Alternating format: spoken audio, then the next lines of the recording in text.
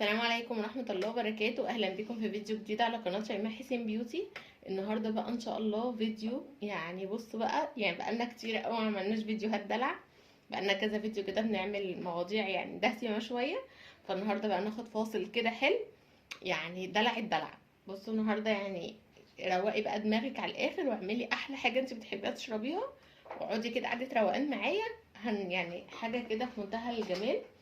كان لسه في بنوته بعتلها على الانستجرام، انا يا دوبك بس بحضر وبلبس وكده ورايحه اقعد بقى عشان ابتدي اصور. لقيت بنوته بعتالي ان هي جوزها بيسافر كتير وكده، وكانت بتدور على منتجات يعني جديده وتغير بيها المود، وحاجات تكون دلعه كده وريحتها حلوه وهاديه. ويعني كلميني عن شويه تفاصيل. قلتها بصي سبحان الله، يعني انتي حماتك بتحبك تقريبا.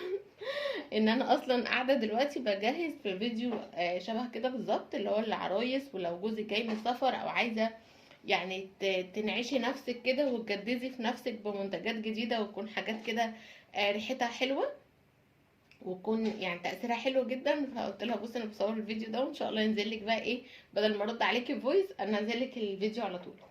فالمهم النهارده بقى هو ده اللي احنا هنتكلم عنه. بصوا هو يعني حاجات متنوعه، وبصراحه انا محتاره ابدا بايه فيهم. بس على العموم يلا نبدأ بده. بصوا بقى، ده المفروض كريم للجسم. كل الحاجات دي من جروب اسمن. أنا طبعا اتعاملت معاها قبل كده وقلت لكم على منتجاتها، وناس كتير جدا جربت حاجتها وعجبتها جدا. وهي اصلا بتدي كورسات وحاجات، هكلمكم يعني اثناء الفيديو. بصوا بقى الكريم ده كريم الدلع والجمال والريحه التحفه التحفه، اقسم بالله مش قادره اوصف لكم اصلا. يعني انا لسه ما كنتش هتكلم عن الريحه دلوقتي، بس بصراحة أول ما فتحت العلبة يعني وشميت الريحة قلت لا لازم نبتدي بالريحة بصراحة. بصوا بقى، هو الكريم ده ترطيبه حلو جدا. بصوا أولا لونه، هو بيدي لون وردي كده هادي خالص، مش اللون الأحمر اللي هو أوفر، لا هو لون وردي بيخلي بس البشرة شكلها ايه، صحي. يعني بيخلي شكل البشرة كده صحي وحلو. وترطيبه حلو جدا جدا، يعني بترطبي بيه الجسم بعد الشاور. اولا هو مناسب يعني للجسم كله، تقدري تحطيه على اي حته في جسمك، وتقدري تحطيه على المناطق الحساسه. بصوا الترطيب بتاعه يعني جميل جدا وهادي، مش من الحاجات اللي هي تلزق او تضايق في الحر اللي احنا فيه ده، لا يعني امتصاصه سريع وبيسيب. بصوا الجلد عامل ازاي، روعه. لا ريحته فظيعه فظيعه فظيعه، ريحته تحفه ما شاء الله تبارك الله يعني. فيعني بصراحة تحفة، من أحلى الحاجات اللي ممكن تستخدميها. أولا لو حطيتيه في المنطقة اللي هي يعني عند الرقبة كده وسوري، يعني بين الصدر والحتت دي اللي هي حتت انت مش هتعرفي تحطي فيها ديودرنت، بس برضو من المناطق اللي هي ممكن تكون بتعرق وتخلي ريحتك مش منتعشة كده طول اليوم. ده يخلي ريحتك أصلا يعني حتى لو هتعرقي الحرق نفسه ريحته حلوة، وده نفس اللي بيعمله الديودرنت يعني. انا لو كان حد غيري قال لي على الديودرنت ده عمله معايا والله حقيقي ما كنت هحس ان هو بيبالغ بصراحه. بس قبل ما نتنقل للديودرنت، فالكريم ده يغنيكي بقى عن البادي لوشن والبادي باتر، ويغنيكي عن يعني عن كل الحاجات اللي انت ممكن تستخدميها كدهان للجسم. بيعمل ايه، بيفتح وبيرطب وبيغذي البشره كويس جدا، وبيدي ريحه فظيعه. وريحه مش اللي هي يعني كانت لسه البنوته اللي بتكلمني بتقول لي انا لما بسافر دول تانية وبجيب بعض العطور او المنتجات اللي هي الحاجات اللي زي كده، هي اللي هي زبدة الجسم والكلام ده كله، والمخمريات والحاجات دي، بلاقيها ريحة تحفة، ريحة تحفة وهادية، مش الريحة الفظعة اللي هي تحسي انت بتكحي او تبقي متضايقة منها. يعني في ستات بتقول ان الرجالة مش بيحبوا البرفانات بسبب، او الحاجات اللي هي ليها روايح بسبب كده، ان الروايح فعلا بيبقى بتجزع الواحد. لكن دي عامله زي الحاجات اللي كنا بنجيبها قبل المقاطعه واحلى كمان يعني. حتى هي اسماء قالت لي ان في بنات قالوا لها ان المنتجات بتاعتك فيها فيرمونات، اللي هي لما بيستخدموها بيلاقوا ان زوجها او كده بيشكر في الحاجه جدا، وبيقول لها فعلا الريحه جذابه وريحه فعلا تحفه. فقالت لي رغم ان انا مش حاطه فيها حاجات من كده، لكن هي فعلا ريحتها يعني انت نفسك هتحسي انت بتجذبي نفسك. وبما اني انا كلمتكم عن الديودرنت ما قدرتش امسك نفسي يعني لحد ما يجي دوره في ترتيب الحاجات. بس يعني اخر الفيديو لا اكلمكم عنه بقى دلوقتي عشان ايه متقعدوش متشوقين ليه. بصوا هو الديودرنت انا جربت كذا حاجه غاليه الايام اللي فاتت تكون مش مقاطعه، بس بصراحه يعني لا ما ارتحتش. فالمهم الديودرنت بتاع اسماء اول ما شفته قلت هو شكله ايه مرطب شكله المهم قلت هو شكله مرطب شكله حاجه كده، بس ممكن ايه مش عارفه تاثيره يعني كديودرنت هيبقى عامل ازاي عارفه.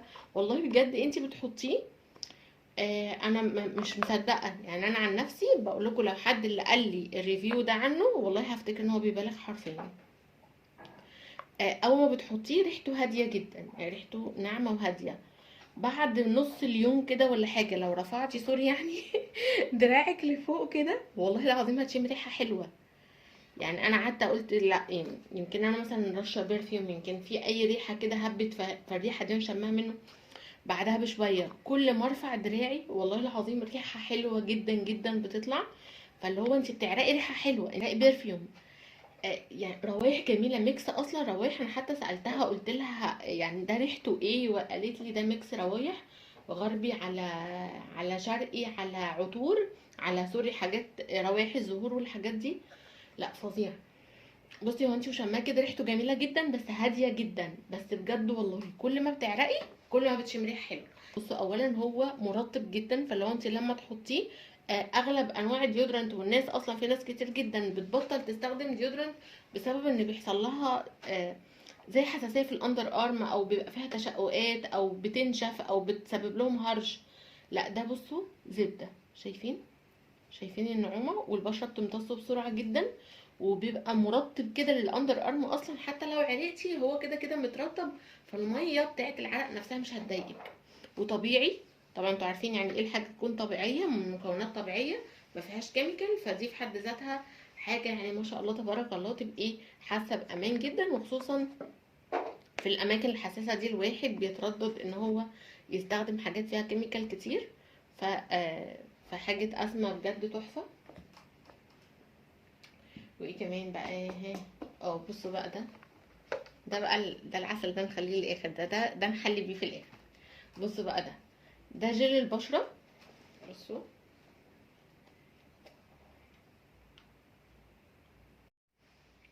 بصوا بقى ده جل البشره.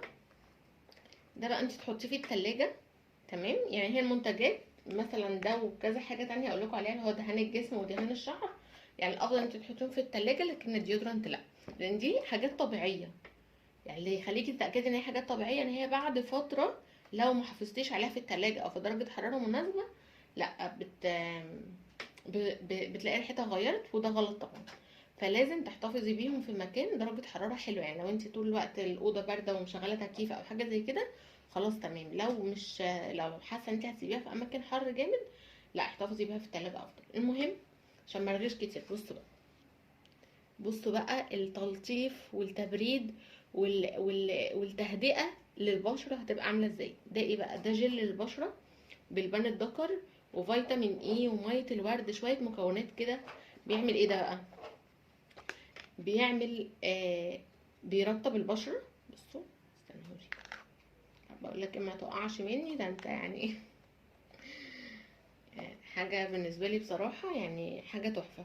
بصوا شايفين هو كده ملمسه اللي هو الجل المائي. كان في منتج كنت يعني كنت عايزه اجيبه وبعدين حصلت المقاطعه فالحمد لله ان ربنا عوضني يعني كان برضو اللي هو جل مائي كده، فكان كل الريفيوهات عنه ان الترطيب بتاعه حلو ومش بيسيب اثر دهني على البشره وامتصاصه سريع.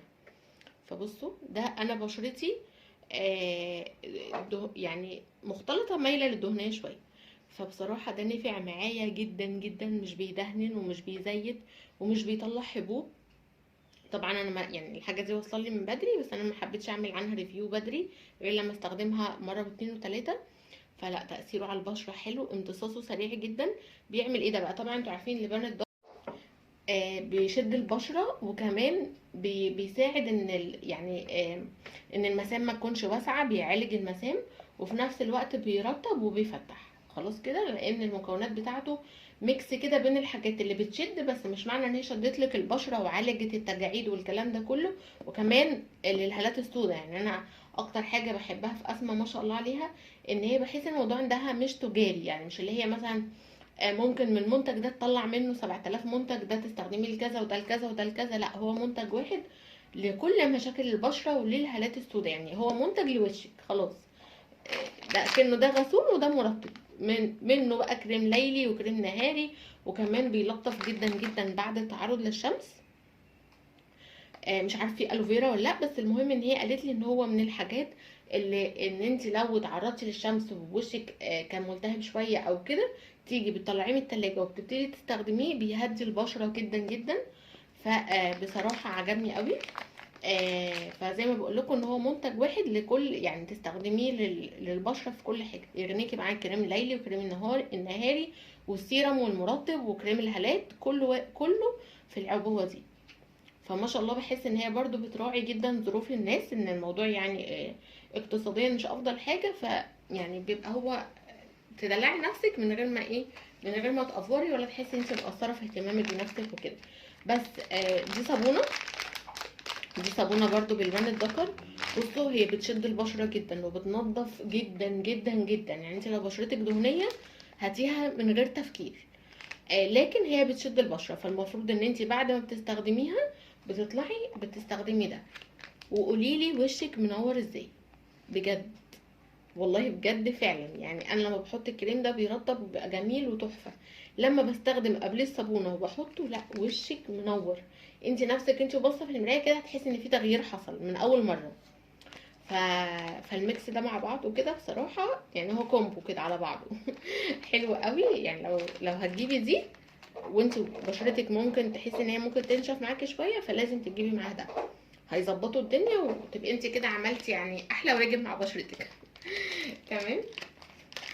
وبعدين بقى طبعا الشعر مش هننساه، احنا كده ظبطنا الجسم وظبطنا البشره. بالنسبه للشعر بقى هقول لكم دلوقتي. بصوا بقى، عايزاكم تبصوا على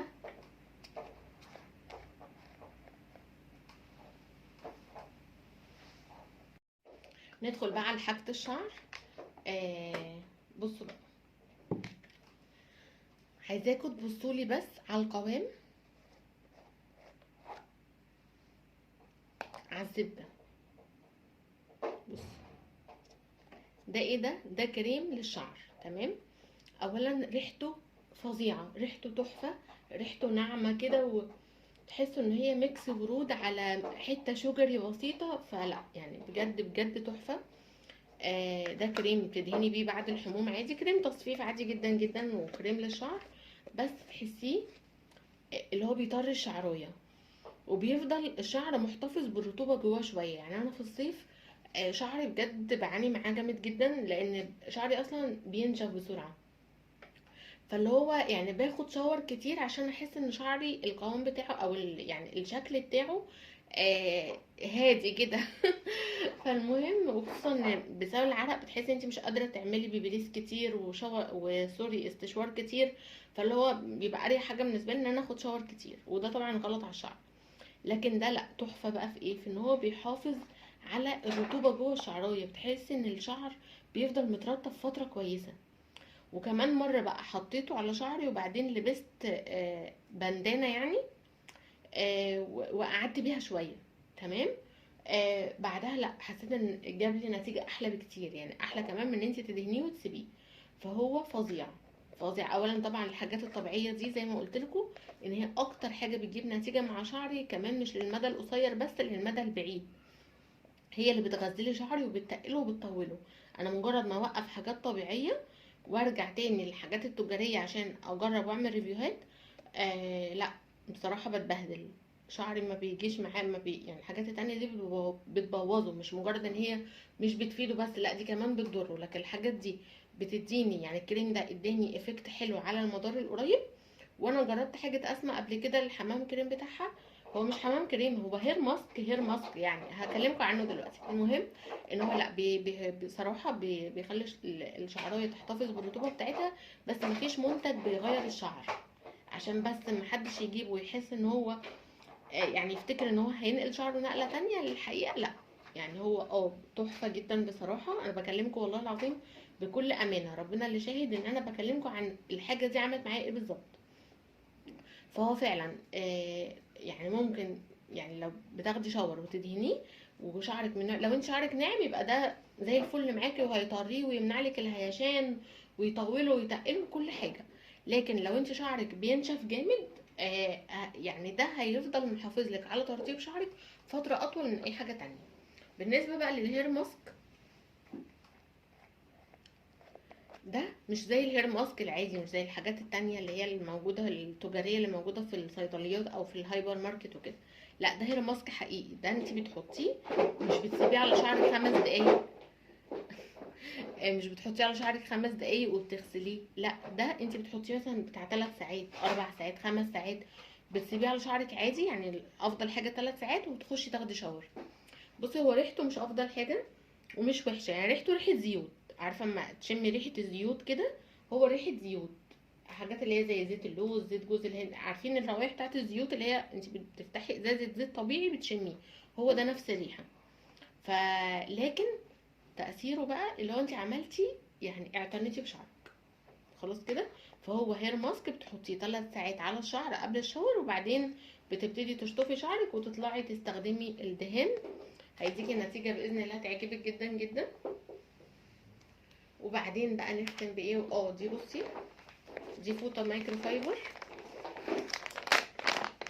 هي اسماء عندها المنتجات بتاعتها اللي هي بتعملها، وعندها برضو منتجات تجاريه، فانت اللي انت حباها. فبصوا الفوطه دي، بصوا شكلها، بصوا عمر اصلا اول ما شافها طمع فيها. شكلها دبدوب كده، تخليكي كيوت قوي لو انت لما تطلعي من الشاور وعايزه شعرك ما يقعدش ينقط على جسمك فتره، وعايزه تحطي حاجه لشعرك بس ما تبقاش قمطه بقى، يعني لا يبقى حاجه كده شكلها كيوت ولذيذ. فهي دي بتحطيها كده، بتلبسيها كده في شعرك، وبعدين بتيجي بتقفلي عليها كده بالزرار. فهي مايكرو فايبر، مش الحاجات اللي بتقصف الشعر وكده، فتمتصلك بقى ايه الميه كويس جدا جدا لحد اما شعرك ينشف. وبعدين تبتدي تقلعيها، عشان الميه برضو لما بتنزل على ظهرنا بتحس ان هي بتعمل ريحه مش حلوه في الهدوم، بتكمكم شويه. فده لا، تنشف لك شعرك كويس جدا. و الخامه بتاعتها زي ما انتم شايفين كده مايكرو فايبر، وشكلها كتكوت قوي. ايه رايكم؟ عجبتني جدا.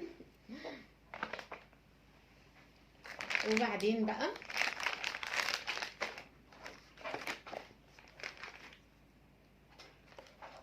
الشفرة دي، الشفرة دي بصراحة تحفة للوش وللأزمات وللأوقات اللي هو ان انت يعني ايه، ساعات انت بتبقي مثلا عاملة ازالة لشعر الوش كله، ايا كان بالطريقة بقى بالواكس او بالفتلة او ايا كان.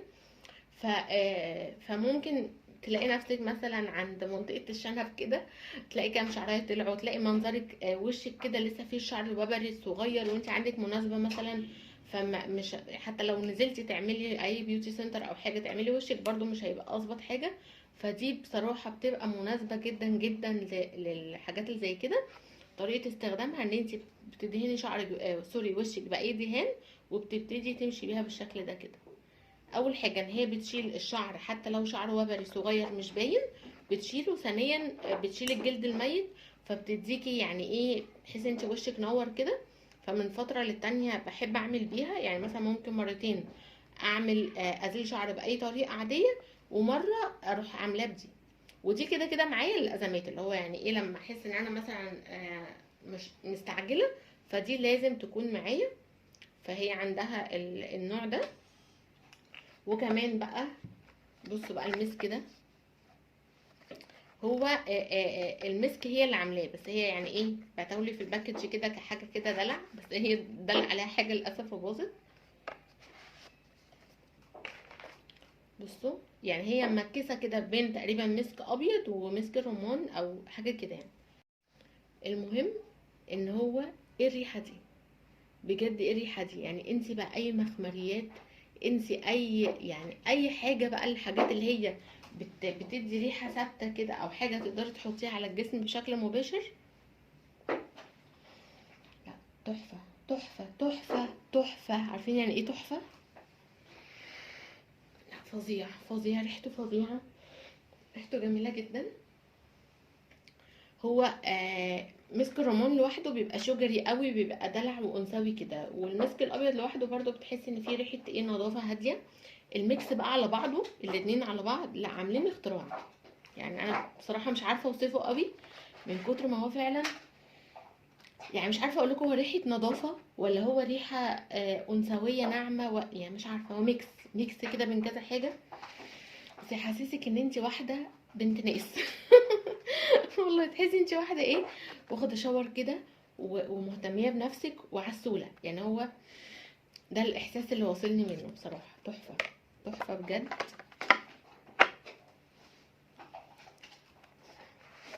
تمام، نختم بقى بالعسل ده. بص بقى، ده ايه بقى ده؟ قولي بادي ميست ماشي، بيكيني ميست ماشي، هير ميست ماشي. ليه بقى؟ لان هو مكون من حاجات طبيعيه وما فيهوش كحول، فهتحطيه على شعرك شغال. هتحطيه عايزه تدلعي كده، تقولي لجوزك انت جايبه حاجات دلع بقى وده بيكيني ميست ومعرفش ايه وكده، شغال. عايزه ترشيه على جسمك، شغال، هيخليكي برضو من الحاجات اللي بتخلي الواحد اللي هو يعرق ريحه حلوه. بس هو للامانه انا مش عارفه ايه اللي حصل في البخاخه، فجت كده مره واحده ما بقتش تشتغل. هبقى اشوف له بخاخه تانية، يعني السبراي ده مش بيرش. لكن استنوا اروجه الاول. ثواني يا ميرو، ثواني شاسو. بصوا اتصرفت كده وجبت له بتاع نجربها. بصوا بصوا، انا عايزاكم تشوفوا الشكل. شايفين لونه ايه؟ ما تحسوش ان هو ميه، لا تحس ان هو عباره عن كريم سايح. فاللي هو امان جدا جدا على البشره، ان انت ترشي منه على اي منطقه في الجسم براحتك. فبصوا مدي اللوك الشمري ده، اللي هو نقط شمر بسيطه كده او زي جليتر صغنن خالص لونه بينك. فلا مدي بجد شكل تحفه، وزي ما بقول لكم امان جدا. ترشيه على البيكيني اريا، ترشيه على الجسم، ترشيه في اي حته، هيخليكي كده يعني ترطيب بسيط خالص للجسم، وفي نفس الوقت هيدي ريحه حلوه جدا جدا، ولوك كده دايموند كده او شيمر، يعني لوك يعني تحفه، هيعجبك قوي. فبس كده، يا رب بقى يكون الفيديو عجبكم، ويكون الريفيو عن الحاجات دي، الناس اللي بتدور على حاجات كده تعمل بيها ريفرش كده لنفسها ولحياتها.